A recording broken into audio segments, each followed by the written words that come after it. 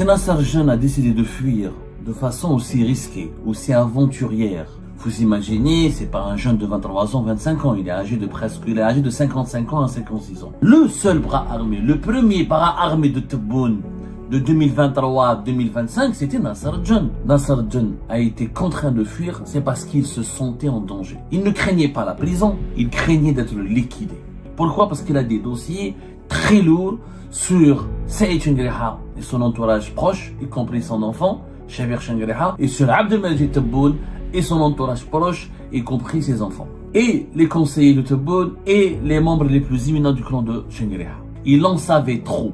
Voilà, il en savait trop. Personne n'a autant de dossiers que Nasser Jeune. Pourquoi? Parce que Nasser Jeune a créé un lien personnel avec Tebboune et son entourage et avec Chengriha et son entourage. Vous allez me dire quels sont ces dossiers. L'enrichissement direct des enfants de Tebboune, l'enrichissement direct de Saïd Chengriha et de son fils Chabir Chengriha, l'enrichissement direct des principaux membres de l'état-major de l'armée et alliés de Saïd Chengriha, l'enrichissement direct et des principaux membres du cabinet d'Abdelmajid Tebboune. Toshelli, Sonatrach, les sociétés turques, les ventes d'armes et les sociétés, les fournitures d'armes pour l'armée nationale et populaire. Si Nasser Jeune a décidé de fuir de façon aussi risquée, aussi aventurière, je dirais même de façon aussi suicidaire et dangereuse, vous imaginez, c'est pas un jeune de 23 ans, 25 ans, il est âgé de 55 ans à 56 ans, Nasser Jeune, il est âgé de moins de 60 ans. Il allait tout laisser derrière lui, il a une carrière, il a un nom, il avait du pouvoir, il avait de l'influence, il avait des amis, des partisans, des ennemis, certes, des détracteurs, mais aussi beaucoup d'amis et de partisans. L'homme qui était le bras armé, pas le seul bras armé, le premier bras armé de Tebboune de 2023 à 2025, c'était Nasser Jeune. De 2021 à 2024, il était l'un des boucliers de Abdelmajid Tebboune. Ensuite, après la chute et la disgrâce en 2023 de Ferezdine Benchir, jusqu'à 2024, il est devenu Nasser Jeune le seul bouclier de Abdelmajid Tebboune. L'homme qui a permis, il faut dire la vérité, c'est des faits. Moi, je ne défends pas, je ne défends pas. Moi, je rapporte juste la vérité. L'homme qui a permis à Tebboune d'aller loin et d'obtenir le deuxième mandat, c'est Nasser Jeune. C'est lui qui a organisé les élections présidentielles anticipées. C'est lui qui a cassé toute l'opposition algérienne. C'est lui qui a terrifié les activistes du Hirak. C'est lui qui a domestiqué les réseaux sociaux. C'est lui qui a imposé l'autocensure à la presse algérienne. Il n'y a pas eu une émeute, il n'y a pas eu un rassemblement, il n'y a pas eu une contestation qui aurait pu perturber les élections présidentielles anticipées de Tebboune, qui ont permis le deuxième mandat de Tebboune en septembre 2024. Si Nasser Jeune a été contraint de fuir, c'est parce qu'il se sentait en danger. Il ne craignait pas la prison. Ce n'est pas la prison seulement qu'il attendait. Il craignait d'être liquidé.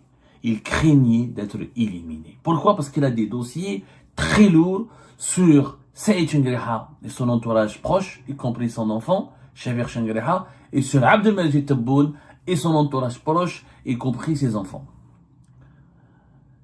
Et les conseillers de Tebboune et les membres les plus éminents du clan de Chengriha. Ils se sentaient menacés. Ils savaient il en savait trop. Voilà, il en savait trop. Il avait des doutes, contrairement à les Oulhaj, de la gendarmerie nationale, contrairement à Mohamed Jabbar, contrairement à Khal Majdoub, contrairement à tous aux anciens, aux actuels chefs de légion militaire, contrairement à d'autres anciens, Abdelghani Rajdi, généralement Abdelghani Rajdi, qui a dirigé la DGSI et la DDSE plus tard. Personne n'a autant de dossiers que Nasser Jeune. Pourquoi? Parce que Nasser Jeune a créé un lien personnel avec Tebboune et son entourage et avec Chengriha et son entourage. C'est quelqu'un qui créait du lien, qui avait un rapport direct, personnel, qui ne se contentait pas du rapport hiérarchique et qui a été instrumentalisé par Tebboune et Chengriha. Aucun autre général ou patron des services secrets n'a été aussi instrumentalisé par Tebboune et Chengriha dans plusieurs sales besognes. Il a commencé par Antar avant de monter à la tête de la DGSI. Donc, Nahaf Salat al-Eid de avril 2024, quand Tebboune Widi Oujid Nasser, Tebboune a compris pourquoi il sait très bien pourquoi il a choisi Nasser John. Mais quels sont ces dossiers? De quoi il s'agit? Quels sont ces dossiers qui auraient pu causer la mort de Nasser John s'il était resté encore en Algérie? Clairement, il a fui, parce qu'il aurait pu aller en prison. Nasser John, c'est un dur à cuire, c'est pas la prison qui lui fait peur. Il aurait pu négocier à l'intérieur avec ses soutiens, rester 1 année, 2 ans en prison. Il savait très bien que c'est pas la prison qu'il attendait, que même en prison, il risque d'être éliminé, empoisonné. C'est lui, il craignait, il redoutait la mort. Pourquoi? Parce qu'il a des dossiers, encore une fois, extrêmement accablants. De quoi s'agit-il? Vous allez me dire quels sont ces dossiers. L'enrichissement direct des enfants de Tebboune, l'enrichissement direct de Saïd Chengriha et de son fils Shafir Chengriha, l'enrichissement direct des principaux États membres de l'état-major de l'armée et alliés de Saïd Chengriha, l'enrichissement direct des principaux membres du cabinet d'Abdelmajid Tebboune. Toshelli, Sonatrach, les sociétés turques, les ventes d'armes et les sociétés, les fournitures d'armes pour l'armée nationale et populaire, les relations avec les Qataris, les deals avec les Chinois, tous les dossiers chauds qui ont été gérés et qui ont profité à l'entourage de Tebboune de Chengriha, Nasser John les a. Je vais vous donner aujourd'hui un exemple. Je veux dire une copie d'un petit dossier. Il n'est pas petit, il est extrêmement grave et gros. On va dire d'un petit dossier par rapport aux autres dossiers très lourds sur lesquels Nasser John a travaillé ou dans lesquels Nasser John était impliqué, ou dans lesquels Nasser John a été appelé à jouer un rôle de facilitateur, ou dans lesquels Nasser John est intervenu pour débloquer, ou régler, ou enquêter, ou recadrer. Le dossier du trafic des cigarettes. Je dis bien, le dossier du trafic des cigarettes. Vous savez, Algérie Part, il a publié déjà plusieurs émissions sur le grand marché obscur du tabac en Algérie. Rappelez-vous, vous pouvez aller revoir notre émission du 14 décembre 2023, intitulée Trafic, corruption ou détournement, notre grande enquête sur l'obscur marché du tabac en Algérie. Le principal acteur du marché du tabac en Algérie, c'est une société algéro-émiratie qui s'appelle Lastaim. Lastaim, je rappelle un peu son historique, c'est une société qui a été créée en 2002 entre la Société nationale algérienne des tabacs et allumettes et un consortium émirati d'investisseurs. Ils ont créé Lastaim, qui a été agréé par le ministère algérien des Finances en tant que fabricant de tabac. Le capital était majoritairement détenu par les investisseurs émiratis. C'était bien avant la loi du 49-51. Ensuite, à partir de 2025, Philip Morris, le géant mondial Philip Morris, fabricant de Marlboro, etc., a donné une licence exclusive aux actionnaires émiratis de Lastaim pour qu'ils puissent fabriquer localement les marques Marlboro et LM. Il faut savoir que les propriétaires émiratis de Lastaim ont déjà l'exclusivité de la distribution de la fabrication des marques américaines de cigarettes Marlboro et LM dans pratiquement beaucoup de pays de la région Moyen-Orient, Afrique du Nord, y compris dans certains pays de l'Afrique subsaharienne. On en a déjà parlé dans les enquêtes d'Algérie Part. Donc, depuis 2005, Lastaim domine le marché du tabac en Algérie, qui est énorme. On estime que le marché du tabac en Algérie pèse 30 milliards d'unités. C'est l'un des marchés africains qui représente un potentiel énorme et une croissance forte. Ce sont des centaines de millions de dollars. Je dis bien des centaines de millions de dollars. La contrebande, uniquement la contrebande, elle est estimée à presque 1 milliard de cigarettes par an. Il y a de cela 10 ans. Après, on parle de 1 milliard, 2 à 1 milliard 5 de cigarettes qui transitent par le marché du tabac. On estime aussi que 30% du marché national en Algérie est dominé par les marques étrangères. Mais ça, c'est des estimations puisque on n'a pas d'études sur place. D'autres estimations parlent de 50%. Donc, ça reste les enjeux financiers sont énormes de Lastaim. Franchement, c'est vraiment énorme. C'est des centaines de millions de dollars. On a du mal encore à quantifier le marché du cigarette. On l'estime, certaines estimations, à 3 milliards de dollars. D'autres estiment à plus. D'autres sources estiment à moins. Mais le chiffre de 3 milliards de dollars, il est, je pense, assez juste. Franchement, assez juste. Et encore, hein, ce sont des estimations. Il s'avère que en Algérie, on a le problème du marché informel, surtout des filières de trafic qui prennent les cigarettes algériennes pour les revendre sur le marché européen, comme en France, où le prix des cigarettes françaises made in France est extrêmement élevé, on le voit 4 fois, si ce n'est pas des fois 5 fois plus élevé pour certaines marques. Donc les cigarettes Marlboro algériennes se vendent sous le manteau. D'ailleurs, en France, c'est toujours une traque accélérée, intense, contre les réseaux de la contrebande des cigarettes algériennes. Les enjeux financiers sont vraiment énormes. Nasser Al-Jen était impliqué dans l'un des dossiers dans lesquels il était soumis à une enquête et pour lequel il avait été auditionné et interrogé, c'est le dossier Stein. Nasser Al-Jen profitait d'un mécanisme très sournois et dont très personne ne parle en Algérie parce que la mafia des cigarettes elle est très dangereuse. Les langues commencent à se délier maintenant après l'affaire Nasser Al-Jen. Nasser Al-Jen, effectivement, il avait un rabatteur qui s'appelait Omar, qui était un businessman. Ce Omar, d'ailleurs, il est en état d'arrestation en Algérie. Omar avait des connexions, le rabatteur de Nasser Al-Jen avait des connexions au sein de la Stein. Des connexions qui lui permettent de récupérer des produits. Alors, comment font les gens de la Stein? Il y a un réseau au sein de la Stein qui profite, qui nourrit la contrebande des cigarettes en détournant jusqu'à 20% de la production de l'entreprise. Jusqu'à 20%, vous imaginez, la production des Marlboro, LM, etc. en Algérie part ou alimente le marché informel. Comment? Au niveau de la Stein, il y a des produits qui sont non conformes. Des cigarettes, des paquets de cigarettes jugés non conformes, cassés ou endommagés. Endommagés ou non conformes. Dans le processus de fabrication, il y a des ratages.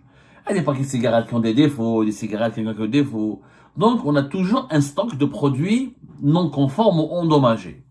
Ce stock, normalement, il est éliminé, il est broyé, ou il est récupéré autrement, en tout cas, il est brûlé, il n'est pas destiné à être commercialisé. Sauf que le trafic, au sein de la Stein, il y a un réseau de mafieux qui prennent des cigarettes conformes et correctement fabriquées, mais ils les déclarent, ils les incluent dans la catégorie des produits non conformes et endommagés. Et à travers ce mécanisme, il y a une partie qui est récupérée.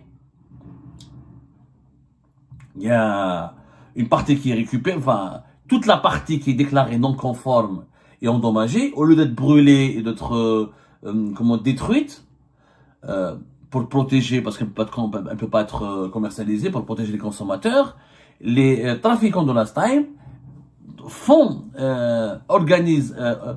transfèrent ces produits-là de l'usine de la Stein, la plus grande usine de la Stein est basée à Koléa, au centre d'Alger, pour les donner à des réseaux du marché informel qui vont les revendre, qui vont revendre ces cigarettes de façon illégale, sans payer des taxes, sans verser des impôts et sans aucune traçabilité. Donc il s'agit d'un détournement d'une quantité importante de cigarettes américaines, de marques américaines, produites en Algérie, et qui sont déclarées frauduleusement endommagées ou non conformes, alors en réalité ils sont correctement fabriqués, conçus, etc. Il n'y a aucun problème de conformité, mais qui sont détournés. Ça peut aller selon nos sources jusqu'à 20% de la production de la Stein. Le rabatteur de Nasser Al-Jen utilise cette quantité de marchandises qui est ensuite revendu à des distributeurs au niveau du marché informel. Les profits sont immenses parce qu'il n'y a pas d'impôts, il n'y a pas de taxes, tout est informel, tout est illicite, et c'est de l'argent qui rentre en cash. Et c'est des milliards par an. Sauf que, dans ce trafic, Nasser Al-Jen n'était pas le seul. Il y avait 3 groupes. Nasser Al-Jen et son rabatteur, Omar. Deuxième groupe, Chafir Chengriha et le général Rafik Bouakez, qui est le numéro 2 de la gendarmerie nationale en ce moment. Qui est en ce moment le chef d'état-major des forces de la gendarmerie nationale. Le troisième groupe, c'est Hamada Jamirouche, le secrétaire particulier de Tebboune, et des amis à lui. Ça, c'est les trois groupes constitutifs de ce trafic. Allez, c'est qu'une affaire. Parce que dans d'autres affaires, t'as Sonatrach, t'as Tosheli, Nasser al-Djan aussi est intervenu. Nasser al-Djan, quand on parle de la DGSI, était au courant de toutes les affaires. Il intervenait dans toutes les affaires. Et, ou pour enquêter, dès qu'il y a une enquête, c'est lui qui bloquait l'enquête, ou c'est lui qui devait orienter l'enquête vers d'autres personnalités pour que les véritables personnalités mises en cause ne soient pas inquiétées. Donc, pour protéger Shafer Shengriha sur le trafic de cigarettes, il protégeait il empêchait la DGSI d'enquêter là-dessus. Ou il collectait juste de l'info, il collectait des preuves, il les laissait bloqués dans son tiroir. Et lui, il en profitait aussi. Pour, par exemple, parler des enfants, quand il s'agissait d'un trafic qui concerne les enfants de Tebboune, c'est la même chose. Il bloque l'enquête, il détourne le dossier, il ralentit le dossier, il permet aux personnes qui sont protégées de s'enrichir, et lui, il prend son pactole. Hadir la first time, c'est des milliards par an. Vous imaginez, c'est des sacs d'argent. Et Nasser savait que Shafer Shengriha était impliqué, que l'affaire Bouakez est impliquée, que Hamada Chamiroj est impliqué, que des membres de la famille Tebboune sont impliqués, et que des conseillers aussi, des rabatteurs proches du clan Tebboune sont impliqués.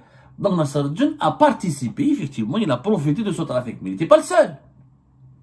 Il n'a pas mangé tout seul. Et quand il a été interrogé à propos de l'argent du cash qu'il a été retrouvé au niveau de ses domiciles, presque 20 milliards de centimes, presque 2 millions et quelques d'euros, etc. Quand on lui a demandé des explications, on leur a dit, écoutez, voilà, il y a eu un trafic, mais je ne suis pas le seul à en avoir profité. Je ne suis pas le seul à avoir pris de l'argent. Je ne suis pas le seul à avoir participé à un business. Il a commencé à donner les noms. On a de Gilbert. À un moment, dès qu'il a été arrêté, dès qu'on a commencé à l'interroger, Nasser al-Djan a sorti ses cartes sur table. Je ne suis pas le seul bénéficiaire de ces affaires de corruption.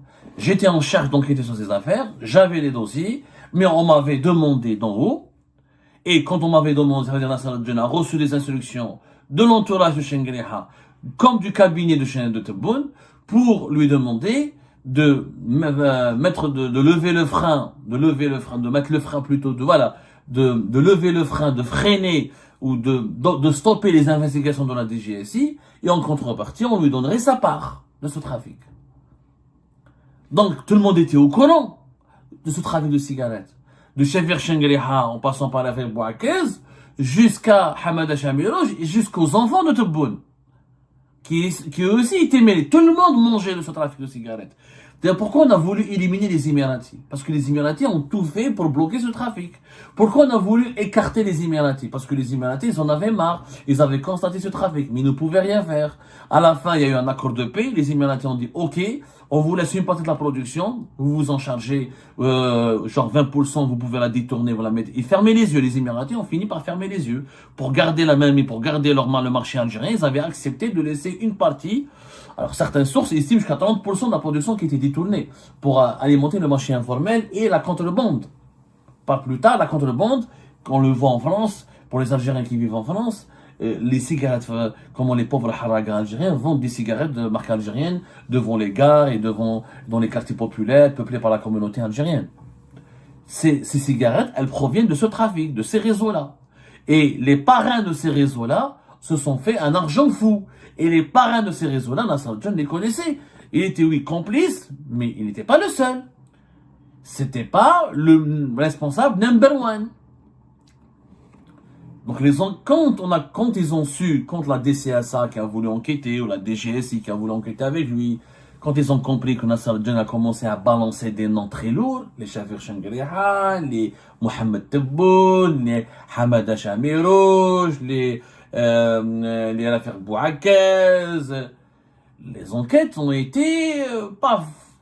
Que ce soit le général Hassan, que ce soit le général Mahrez, ils ont mis là il y a un voyant rouge qui s'est allumé. Attention, il y a une alarme qui a été enclenchée.